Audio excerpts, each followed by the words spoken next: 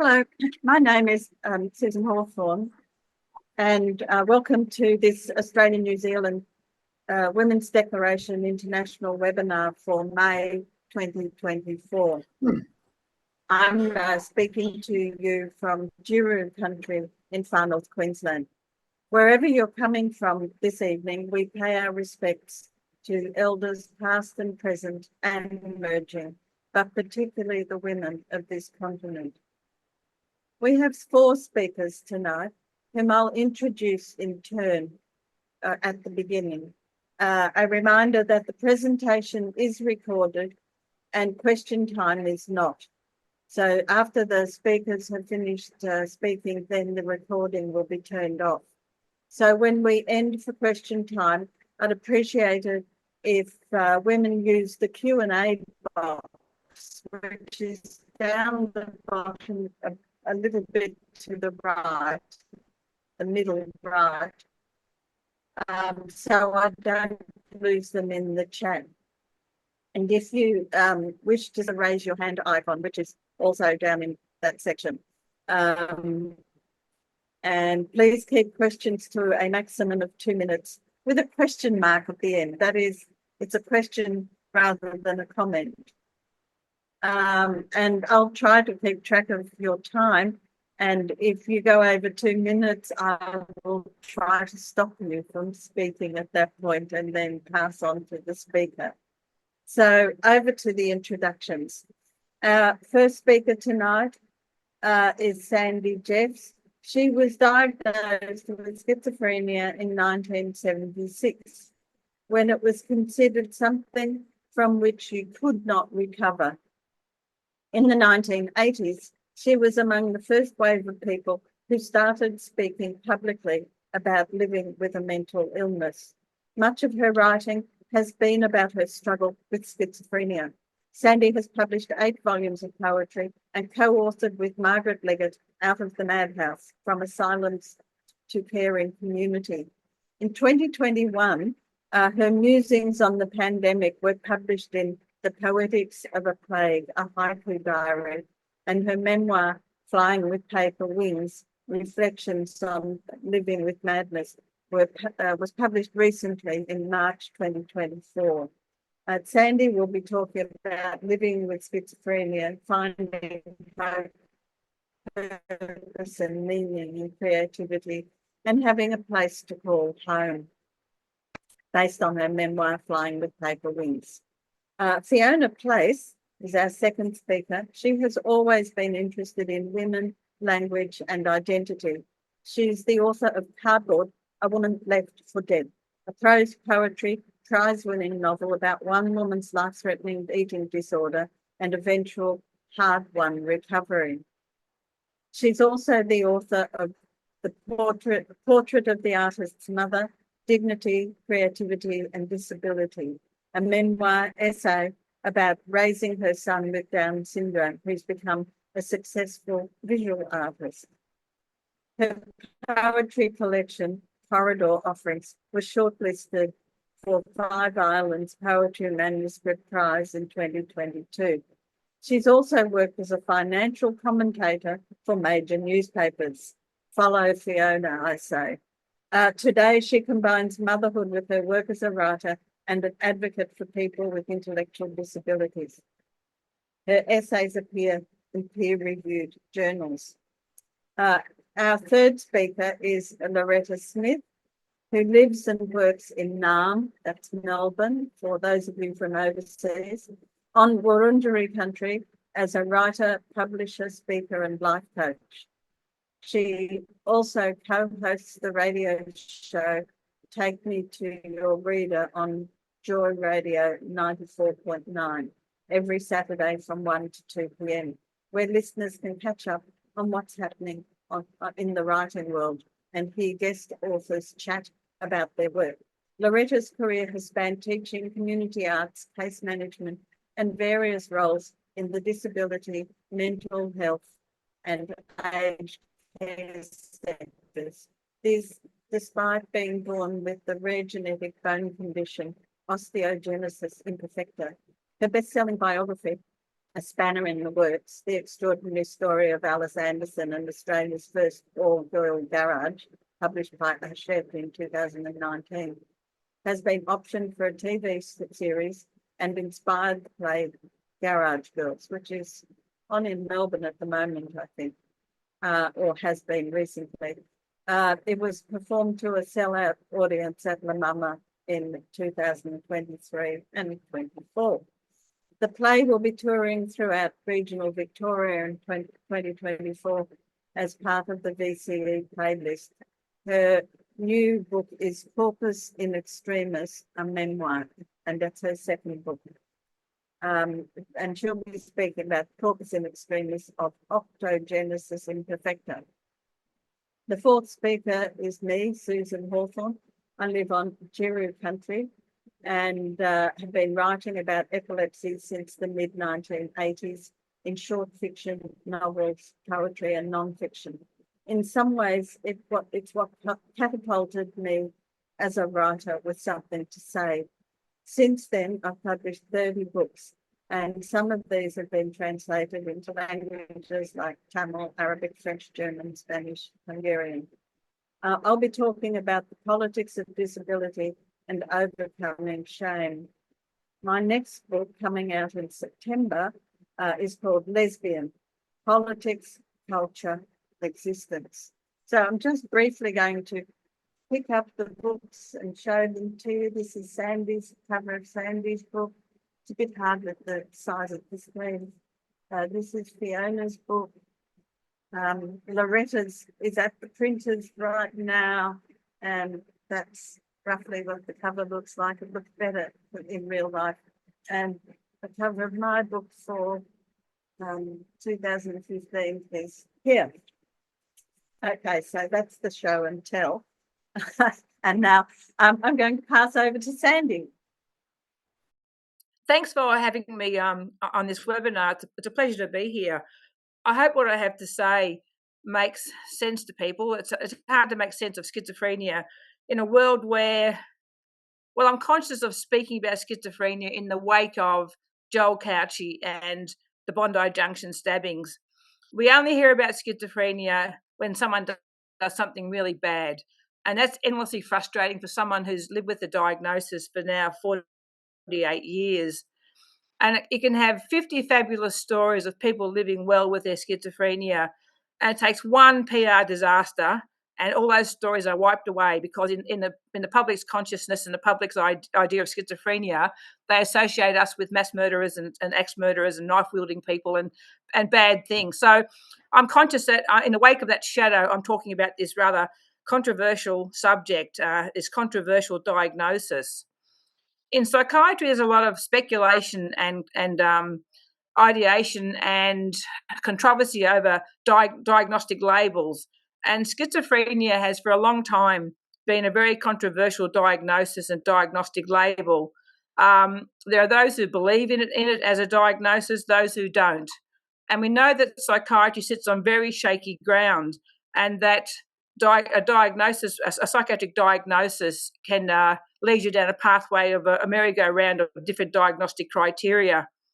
I suppose for me, schizophrenia explained to me my bad behaviour when I was in my 20s. It explained to me what was happening in my head. It gave me an understanding of what I was doing and perhaps why I was doing it. So at 23, being diagnosed, a pivotal time of your life when you're trying to get into adulthood, when you're supposed to be getting a career happening, when you're supposed to be doing adult things. And in a way, the diagnosis infantilized me. It led me down a pathway to nothingness. I went from a student with potential, perhaps potential may have been an illusion, I don't know, but I supposedly had potential with a studentship at university, then going on to the dole because I couldn't get a job because I was unraveling, to then getting unwell and going on sickness benefits, to then being put on the invalid pension in 1978. So in a way, my pathway was spiralling downwards to nowhere. And I remember at the time, young, impressionable, wanting to do things. I remember watching all my friends around me getting on with their lives, like Susan and my friends and my two partners, Robbie and Dido, all getting into PhDs and all getting into academia and doing fantastic things. And as much as I lauded and loved their successes, for me it highlighted my failure because I wasn't doing anything. I was lying in bed doing nothing. So the death sentence I was given by the clinicians at the time was a really pessimistic moment in my life. And in a way, that death sentence that I was given, I bought into the pessimism myself. And I expected myself to have no hopes, no prospects, no career, nothing. I really had no thought that I could achieve anything now because my life was over. And that pessimism really seeped into my life big time because I didn't expect much from myself. I didn't do much. So what was happening? What was this schizophrenia? Well, I was hearing voices in my head that nobody else could hear. There were voices who were denigrating me, persecuting me, making me suspicious of my friends, making me suspicious of the world, making me feel unsafe in the world. A constant hounding and harassing of how bad I was, how evil I was as a person, and being caught by delusions, wrapped up in delusions. Delusions being fixed, firm beliefs not based in reality, which is the clinical way of describing them, but they are having a raft of beliefs and ideas that are not based in reality, which lead you down a very, very murky path into a strange place where nothing is as it seems and nothing is real.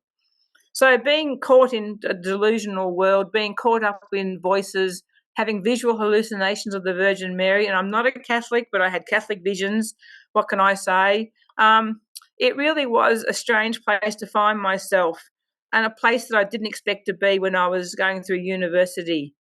And that loss of hope, loss of purpose, loss of meaning in my life was so profound that I remember I described myself as being a nobody and walking in the shadows of others and casting none of my own. That's how invisible I felt as a person. And that invisibility was awful. I remember I would let myself be swayed by other people's opinions because I was so afraid to have opinions of my own. I felt so invisible and such as a non-person that who was I to have an opinion? Who was I to have a belief? Who was I to have any thoughts that were independent and creative? So all this was going on as a 23-year-old. And it meant that in those days, an admission to a psych hospital wasn't for days or weeks; it was for months.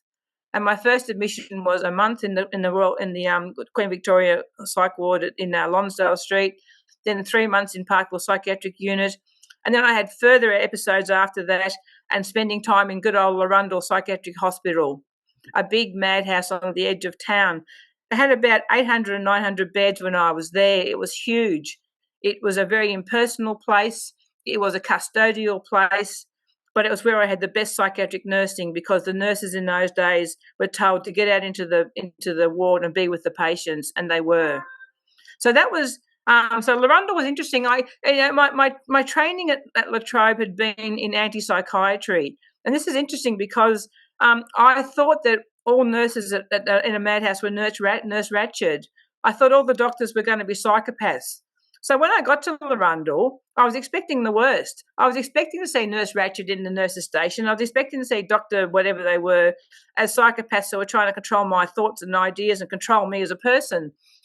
And the funny thing was that when I got to Larundel, I didn't see Nurse Ratched. She wasn't there. The nurses were kind and considerate, and I had good nursing. And the doctors, even though they weren't psychopaths, I don't think they were there to intentionally harm people or to be horrible to people.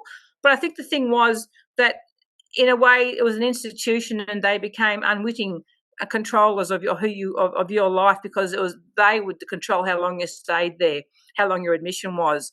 So even though I expected the worst, it wasn't always the worst. In a way, Larundel gave me asylum, in a way that psych wards now don't give people asylum. So that was interesting in itself.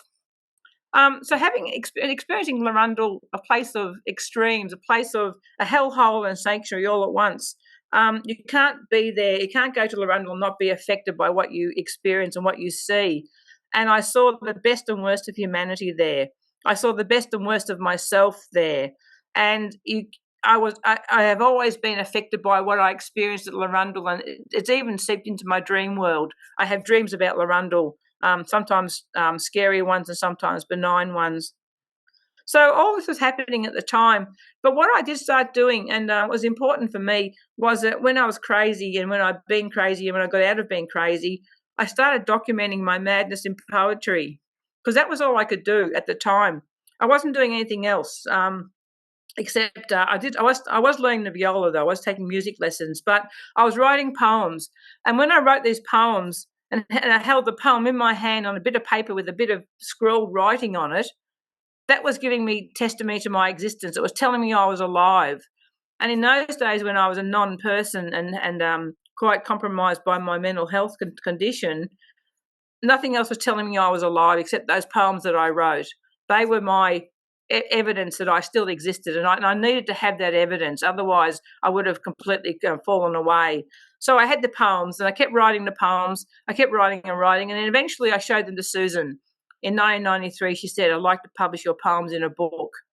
And that was for me a revelation, because I hadn't been published before. No one knew me. It was a huge chance that Susan took, and Poems from the Madhouse was born. And almost overnight, I went from someone with no hope, no purpose, no meaning, Sandy schizophrenia, to Sandy poet with hope, purpose, and meaning. And I can't say enough how important being creative and seeing myself as being creative was. That I had an imagination still that hadn't been wiped out by all the drugs that I've been given and wiped out by my schizophrenia. So just having that is so important for me, that I was still capable of imagining things, of bringing into being a poem from nowhere except my imagination. That was a revelation. And I kept writing. So since then, I've kept writing. And not that I'm a capital W writer. I don't see myself. I still feel like a fake writer. But I've had 11 books published in total. And my memoir, writing that was interesting, because I sort of asked the question, what's more egocentric, writing a memoir or having a psychotic episode? Because in both instances, I am the center of my own universe. And that's interesting in itself, because in psychosis, you are the center of your own universe. All that's happening is happening in your mind. It's all about you and what's happening. So writing a memoir was fascinating. It was a good thing to do, because I could process a lot of stuff. I could process my family. I came from a family of domestic violence. I came from sexual assault at 13. I was actually primed to go crazy at 23. So much had happened to me in my younger life that the trauma background was feeding into my insecurity as a 20-year-old, and that sort of bred into my psychosis. So processing all that in my book has been really important, and trying to understand what my parents meant to me, given they were so dysfunctional and so hateful in their relationship, what that meant, how could I process that? And writing my memoir was one way of processing it, processing my madness, processing my life.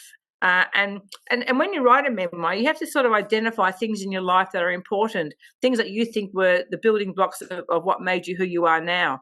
And that was interesting to actually try and identify the signifiers of my life that were worth writing about.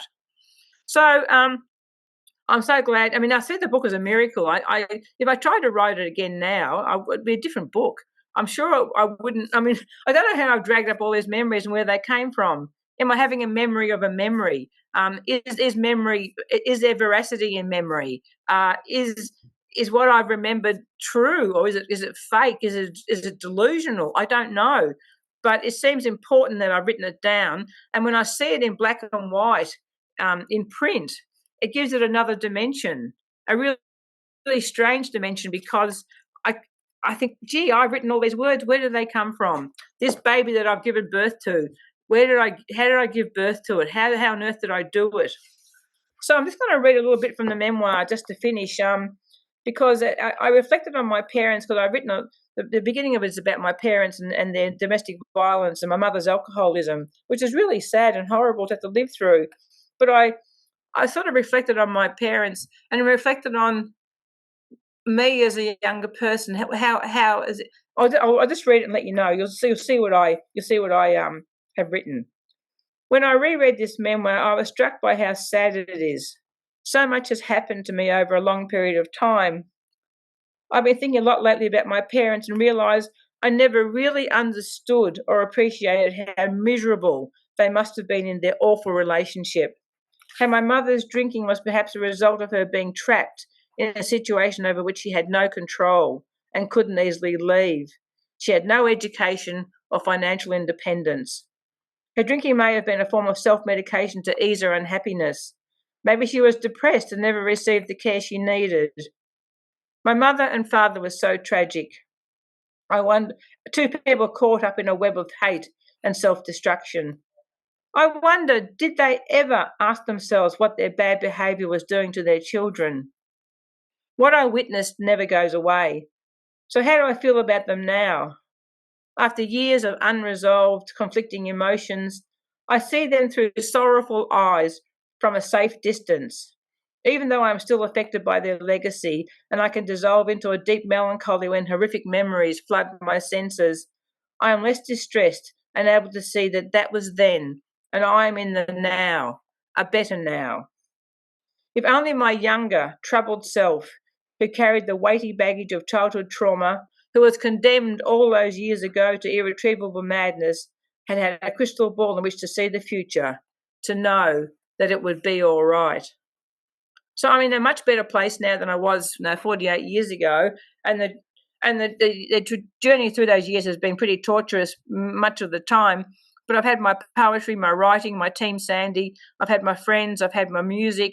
I've had a lot of things to be proud of and to be grateful for, because a lot of my mad comrades don't have the privilege of a team around them to support them, or the privilege of having things like creativity and a purpose and hope, purpose and meaning. So I thank a lot of people for getting me to where I am now, and I can't thank Susan enough either for that initial publication which changed my life.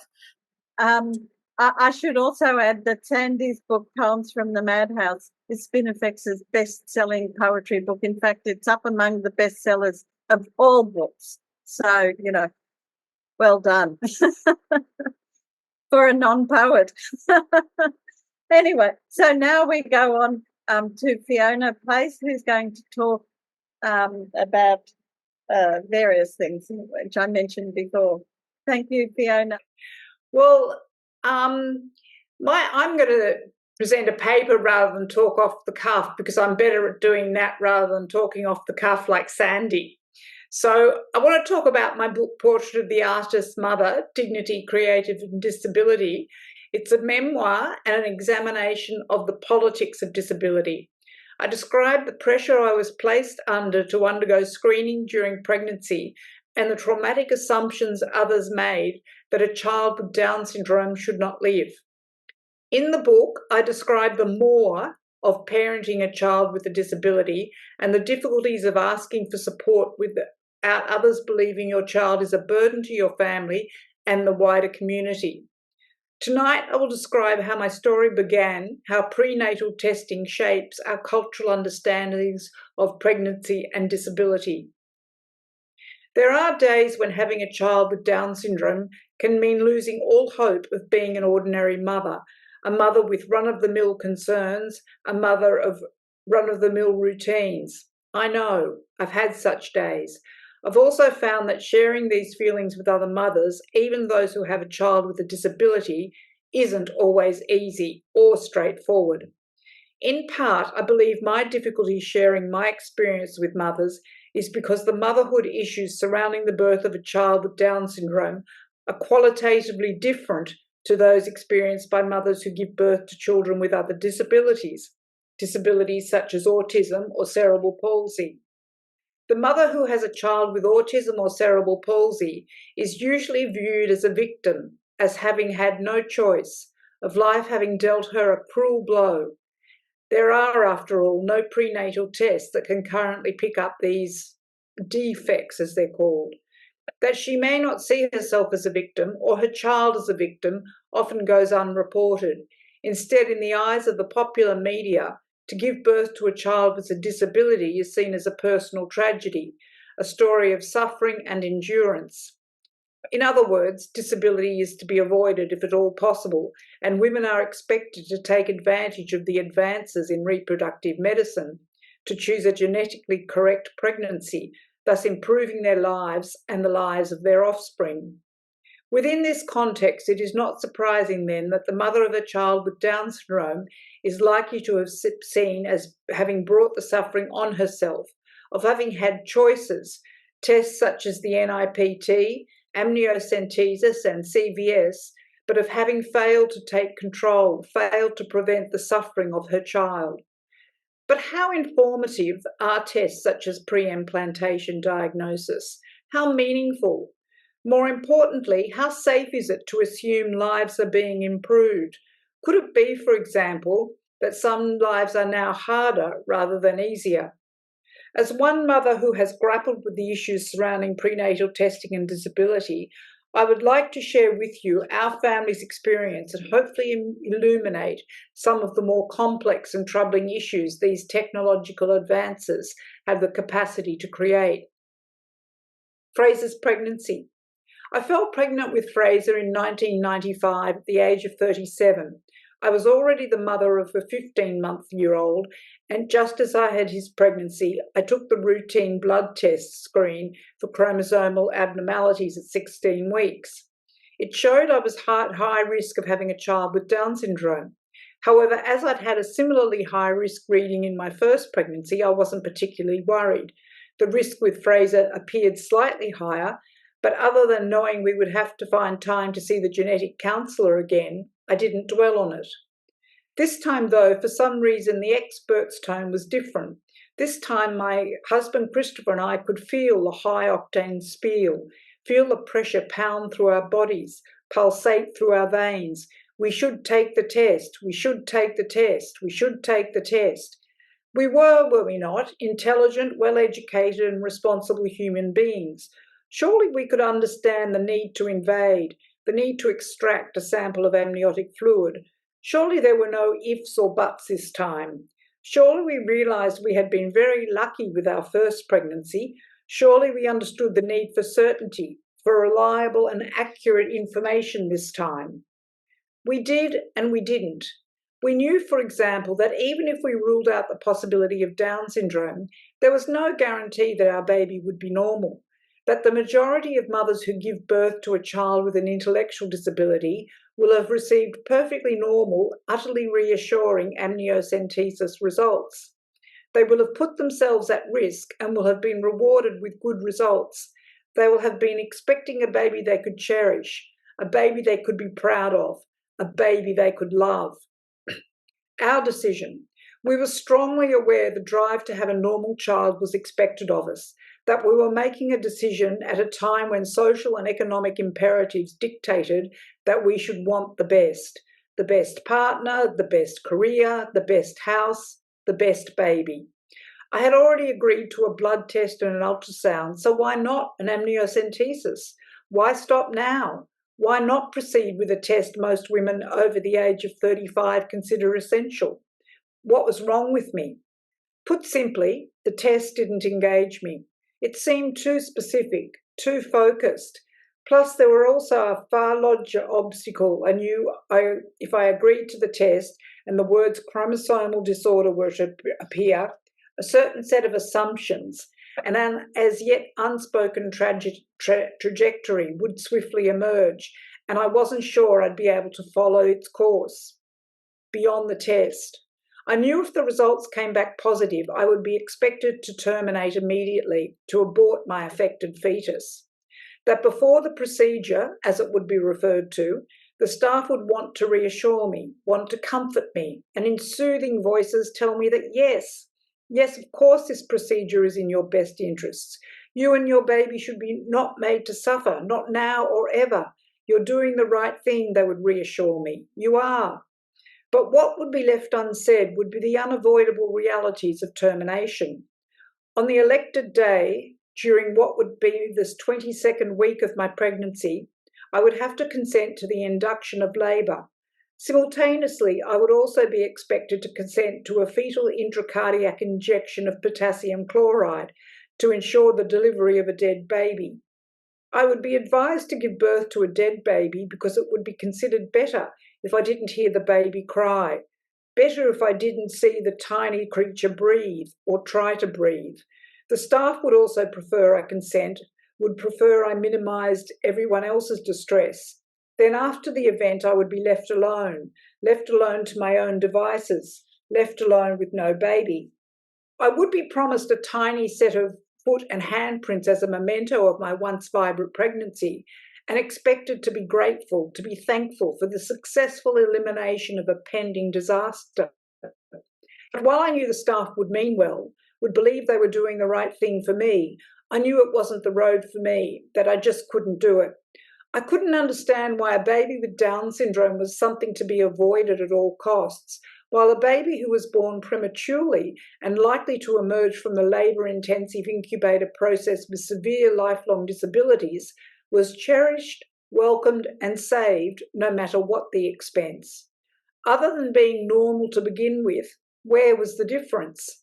Perhaps it was the possibility the premature baby might emerge unscathed, that hope remained, that there was a real possibility the intense and expensive process of saving the baby might not cause any damage. Whereas with Down syndrome, the damage was done, the damage was known. After the birth, we knew immediately Fraser had Down syndrome. He was floppy, had almond-shaped eyes and low-set ears, plus the only thing the midwife said was, "Did you have an amniocentesis?" There were no congratulations. Christopher and I awaited the arrival of the paediatrician without the benefits of privacy, only able to guess what the other was thinking. The paediatrician arrived, and it was immediately he perceived our birth outcome a disaster. "You're both professionals," he said. "You both know what we are thinking." But he couldn't bring himself to say the words Down syndrome, and instead went on about the need for chromosomal testing and the likelihood of a positive result.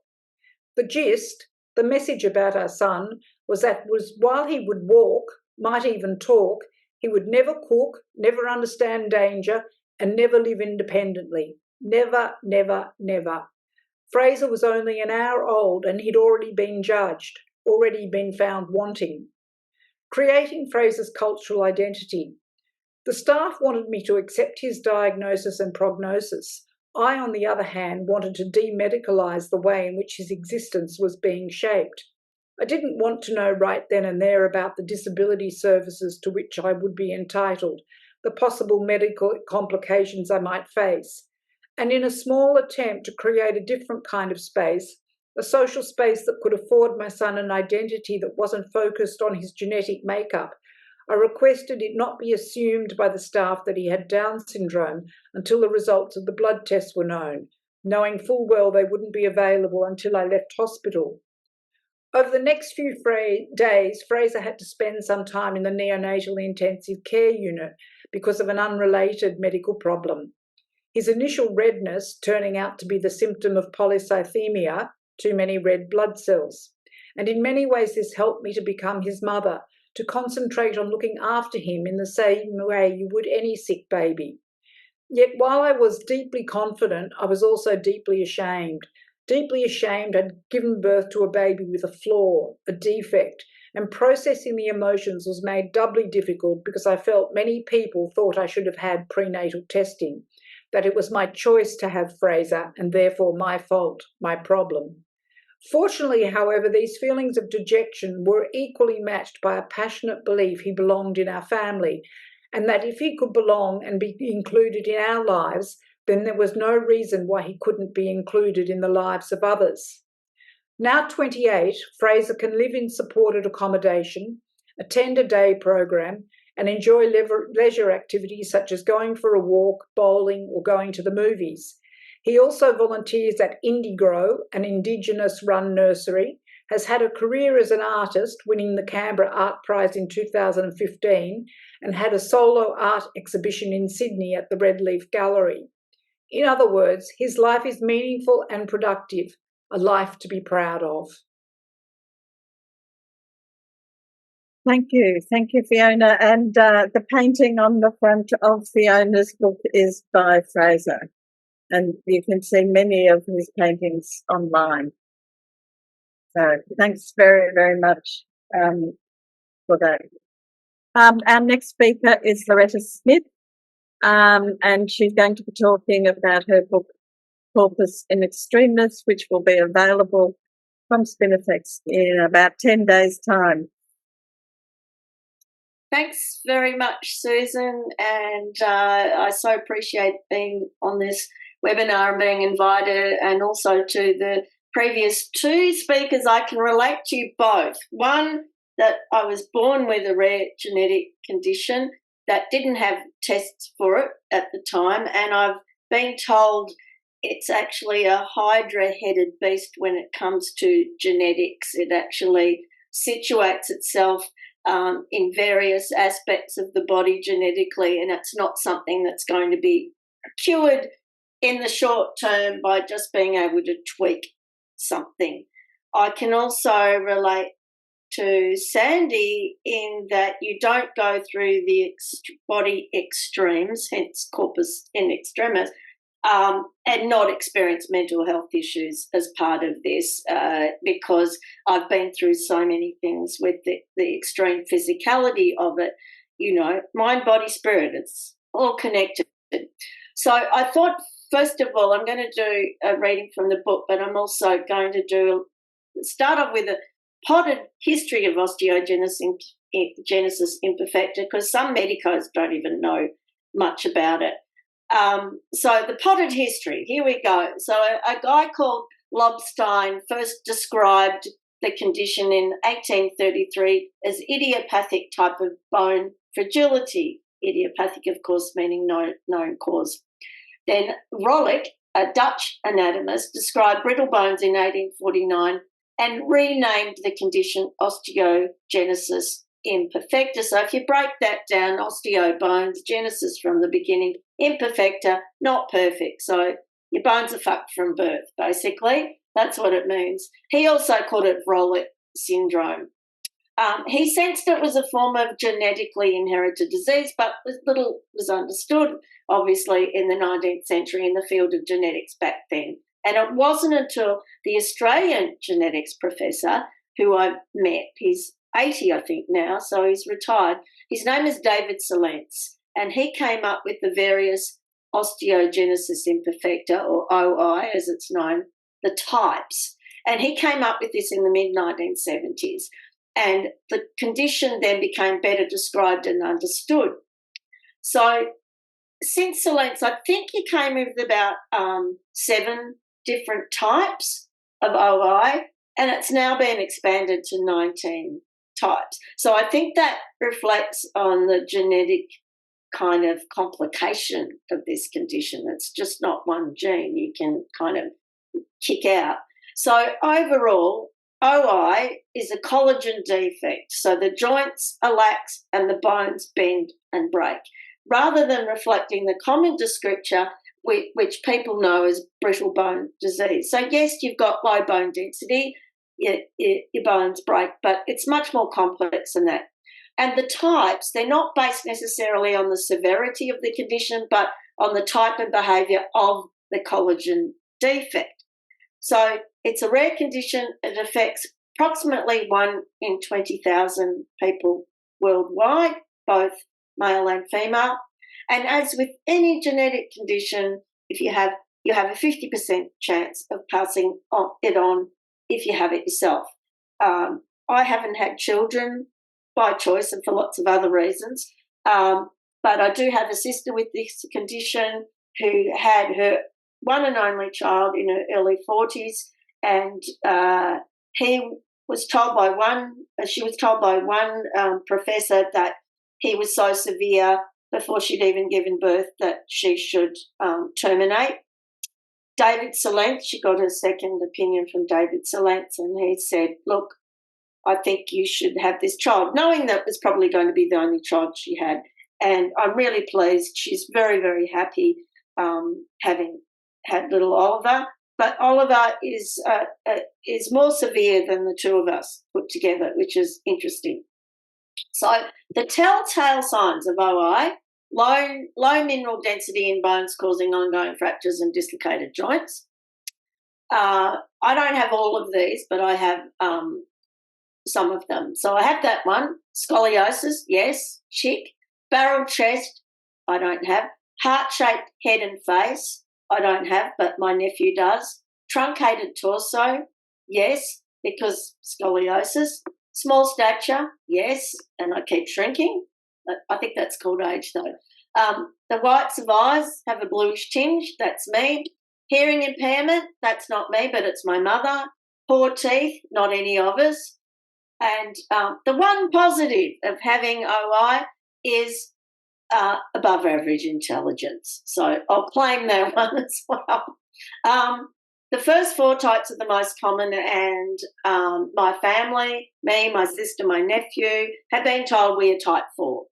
My mother may also have the condition, being hearing impaired, and I've recently discovered this term mosaic in terms of inherited conditions, and she may well have a mosaic version, which means that not all the cells in your body carry the condition, only some of them.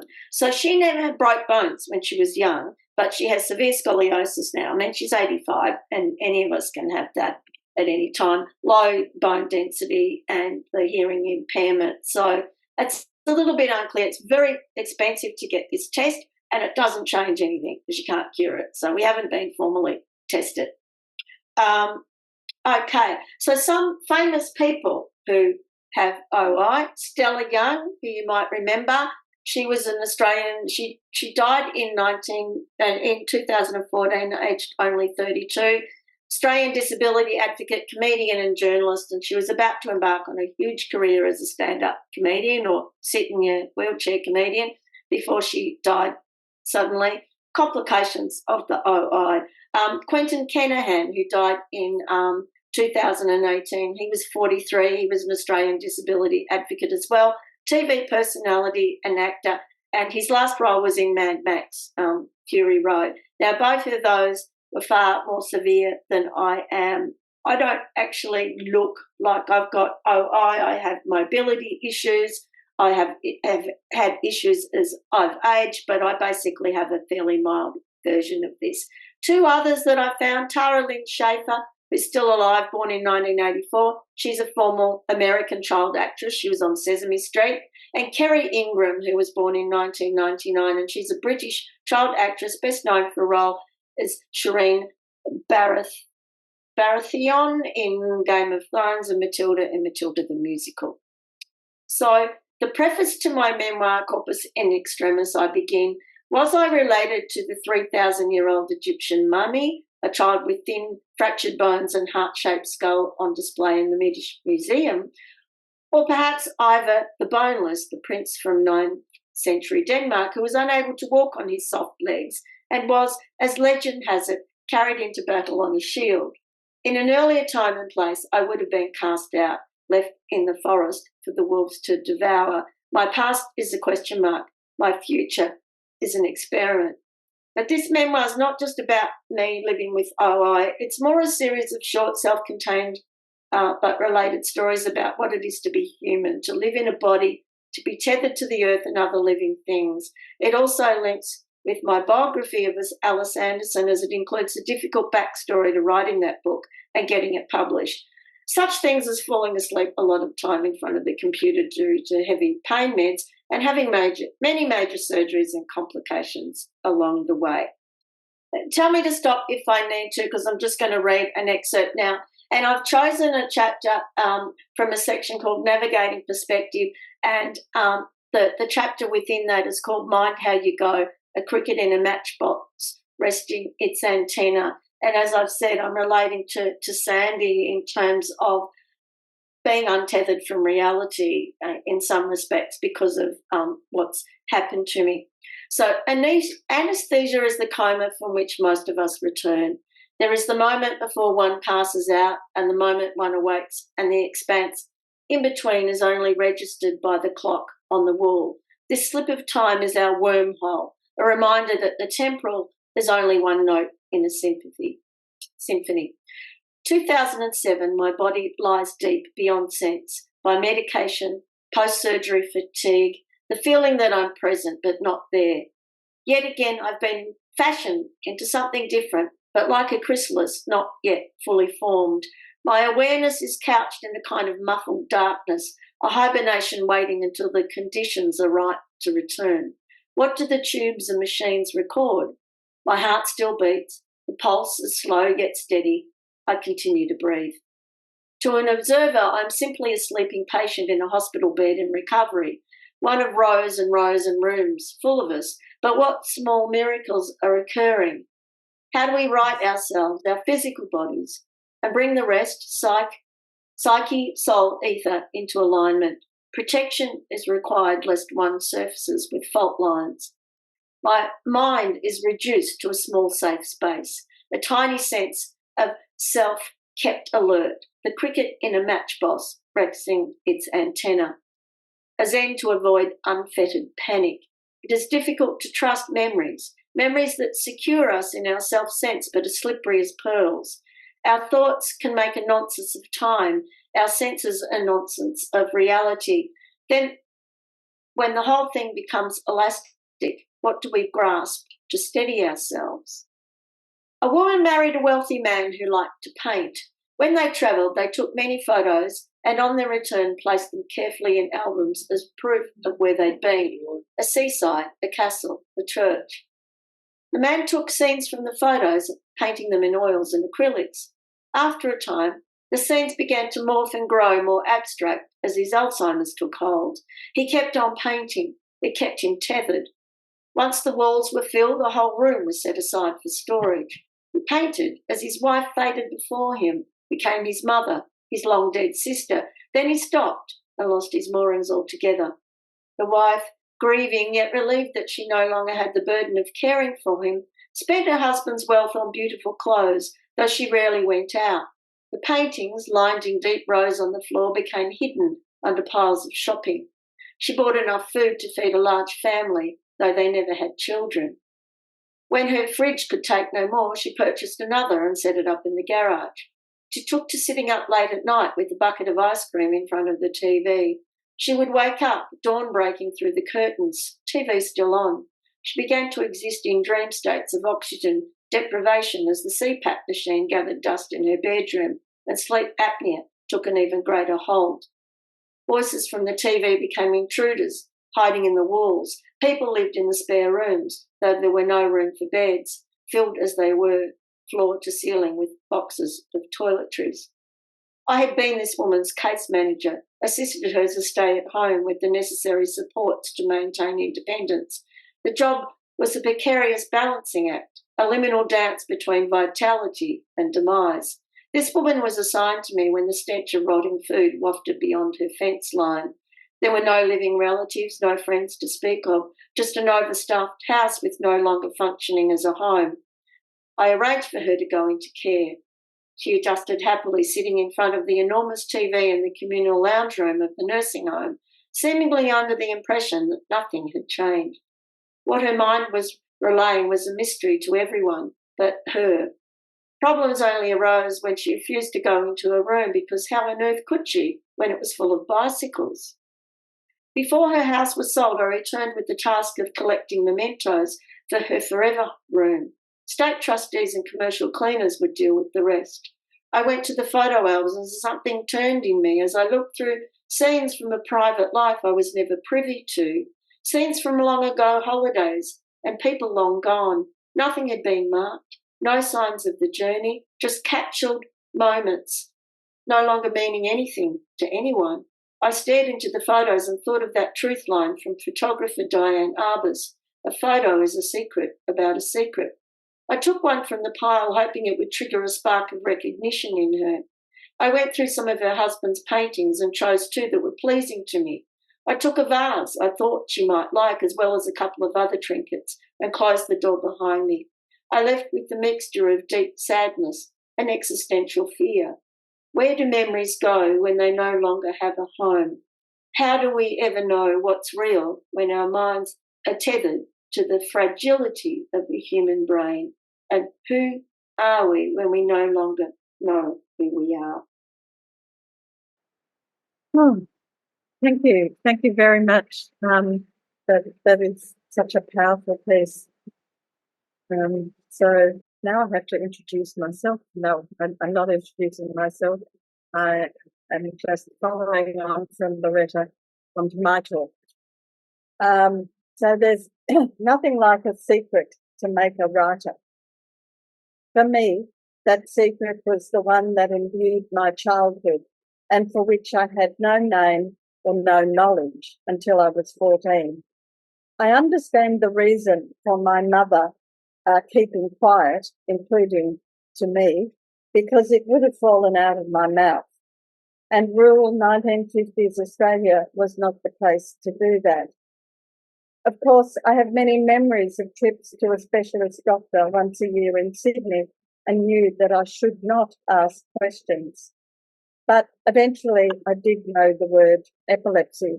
And there are three kinds of epilepsy that are half relevant for me. There's petit mal, which is just a momentary break of consciousness. There's grand mal, which is fairly powerful and strong and you can't not notice it. You can do it in public, you can do it in private.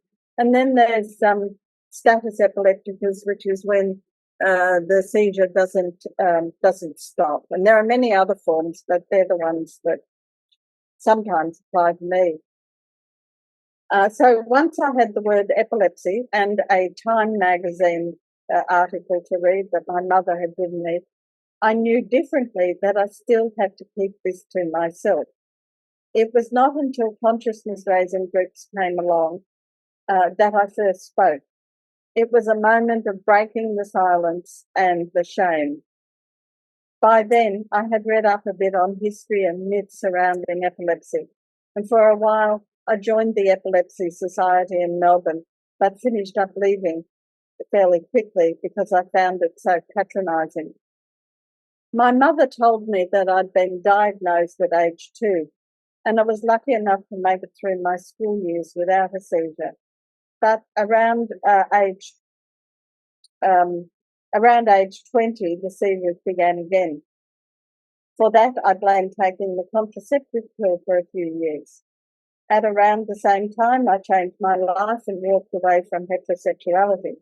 This was a good move for many reasons, among them an end to contraceptives.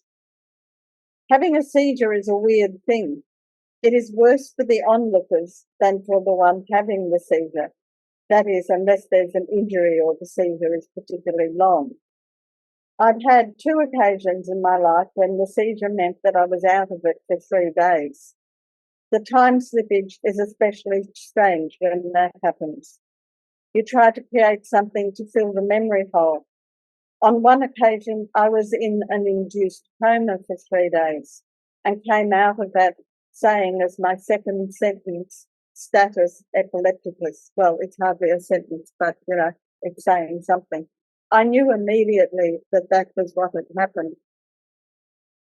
The coming of women's liberation and the return of seizures meant that I quickly noticed the political element, knowing the words, the personal is political, thanks Robin Morgan, gave me a boost in recognising that. It was also a time when mainstream medicine was being challenged by feminists and other approaches were being explored. It was as though a new world of thinking was opening up. And I'd also begun to know more about Hitler and realised that in a different time, I too might have been rounded up and shipped to a concentration camp or experimented on by Nazi doctors. The political dimension these days has changed.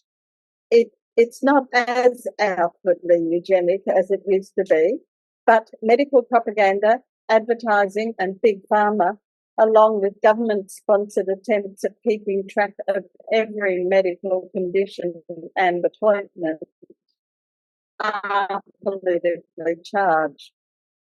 To that extent, I stay away as much as possible from the medical system.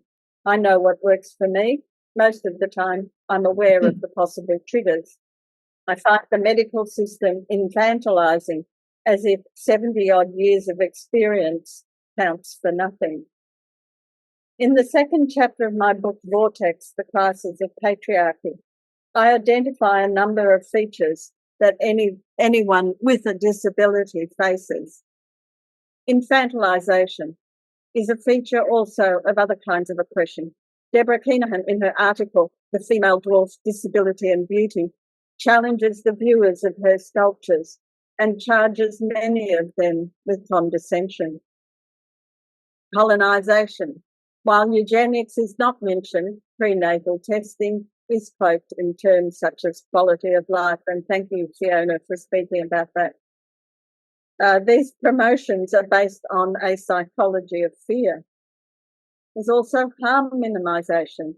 The politics of this was made clear and challenged at a feminist conference in Bangladesh in 1989.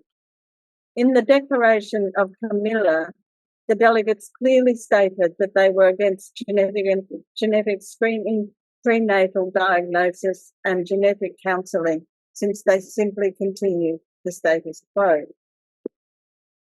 Normalisation. This factor is based on the assumption that a person with a disability cannot be happy and healthy, or the opposite, that those who don't have a disability are perpetually healthy and happy.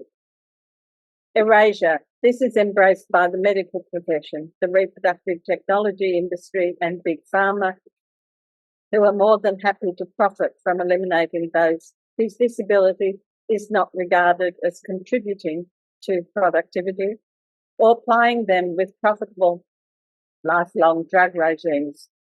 And the latest moves in AI will simply speed up this process of erasure and opportunism. There is, of course, money to be made by billionaires like Elon Musk through his Neuralink project, and he claims to create a smart brain using monkeys as test sites for his experiments. Jennifer Bilek comments on this and says, we should ask the monkeys. Just this week, I read that the monkeys in these tests suffered adverse effects such as seizures and were left shaking and weeping while holding hands with their cellmates for days on end. That was enough to bring tears to my eyes when I read that. This is a project in transhumanism. Transhumanism is invested in by the billionaires, while various groups of people with a disability are badly accommodated, patronised, and frequently enough rendered homeless. You can read more from Jennifer Bilek in her forthcoming July book that Spinifex is publishing called Transsexual, Transgender, Transhuman. My 1992 novel, The Falling Woman, and my poetry collection, Bird and Other Writings on Epilepsy, are the two books which have a focus on epilepsy, and I'll read a few excerpts and talk about them. Other books, including my novel Dark Matters and the opening poem in my poetry collection, Looper and Lamb, also make reference to seizures.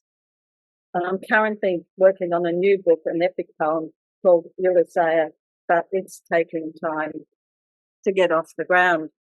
In The Falling Woman, seizures are part of the structure of the novel. The opening page and the last 3 pages take the reader into and out of a seizure. I'm an electrical impulse. I discharge at random across the synapse at the threshold of a seizure, grand mal, idiopathic, without warning. In the last couple of pages, there's a repeating mantra between paragraphs. She falls, you fall, you fall, I fall, I fall. And Stella, the main character, reflects, I have a tendency to pass out of existence. I have a tendency to pass back into existence. I also wanted to explore the intertwining politics of epilepsy and lesbian existence, about being out as one or the other or both. The responses from city and rural readers were different. City readers were cool about the lesbian content, surprised by the epilepsy content. In the country, it was reversed. In the following extract, the character Coral is Stella's mother, and in the paragraphs just ahead of this, Stella had been reading about black holes beforehand.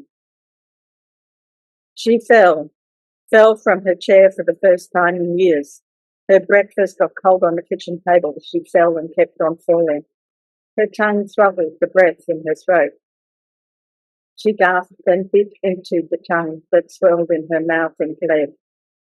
Coral tried to free it, and Stella bit into the bone with Coral's finger. She sank further into unconsciousness, thrashing about in the black hole behind consciousness. When the convulsion had passed, Coral carried her to her bed where she slept and slept. The sun shone through the window and fell on her face, but Stella did not wake, since darkness held her in. Her muscles no longer moved. She was utterly still, locked in.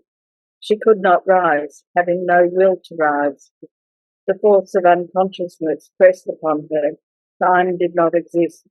All memory was gone. Outside, time passed. Hours passed, and she lay there, stirring to neither sound nor light. Then her hand moved, a mountain, heaving up through the earth's crust. I continue and write about the process of coming into consciousness, the struggle to find words, to recall my name, to make sense of the world. It was, in a way, my reckoning with death, that I could be snuffed out like a candle at any time. The question of what is consciousness, what is existence, continues to lie at the centre of much of my writing. Most of the poems in my book Bird were written very quickly, and I want to read one really short one called Eurydice. The Greek hero Orpheus travels to the underworld to bring her back. Eurydice had died from a snake bite. He was able to bring her back under one condition, that neither he nor Eurydice look back. But when he sees the sunrise, what does he do? He looks back. Is the poem Eurydice. Orpheus sings as he returns from the dead. Eurydice cries out, "Don't leave me here like this." Eurydice's eyes are dry with fear and anger as darkness closes in on her once again. I've found that mixing the mythic element with daily life a useful technique for poetry. The opening poem in Luca and Lamb does this. It was written while on a 6-month literature residency in Rome. It's called Descent. The call, that hollow sound of Cumea. I was here before, thousands of years ago. Your 100 mouths shouting, words frost at the edge of my mouth. The journey looming, flight into the unknown, descent into the dark thighs of your cave. My hair snake wreath, Etruscan Medusa, speaking with 100 voices, the sibilant hiss of prophecy.